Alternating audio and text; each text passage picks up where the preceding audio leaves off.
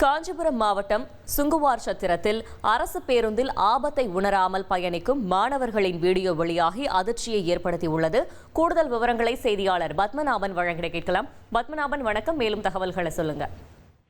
காஞ்சிபுரம் மாவட்டம் ஸ்ரீபெரும்புதூர் அடுத்த சுங்குவார் பகுதியிலிருந்து திருவள்ளூர் செல்லும் T84 என்ற வழித்தடம் எண் கொண்ட அரசு பேருந்தில் தினசரி பள்ளி மாணவர்கள் படியில் நின்றும் தொங்கியும் ஜன்னல் கம்பியை பிடித்து தொங்கியும் மிகவும் ஆபத்தான நிலையில் பயணம் செய்து வருவது வாடிக்கையாகி வருகிறது.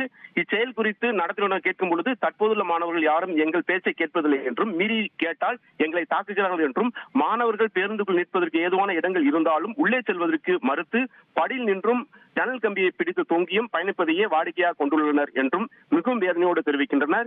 இந்த வழித்தடங்களில் பள்ளிக்கு செல்லும் மாணவர்களுக்காக கூடுதல் பேருந்து இயக்க வேண்டும் என்று அப்பகுதி மக்கள் கோரிக்கை வைத்துள்ளனர். தினசரி பள்ளி மாணவர்கள் ஆபத்தை உணராமல் படிக்கட்டிலும் ஜன்னல் கம்பியிலும் தொங்கிக் கொண்டு ஆபத்தான முறையில் பயணம் செய்யும் வீடியோ தற்போது வைரலாகி பெரும் பரபரப்பை ஏற்படுத்தியுள்ளது.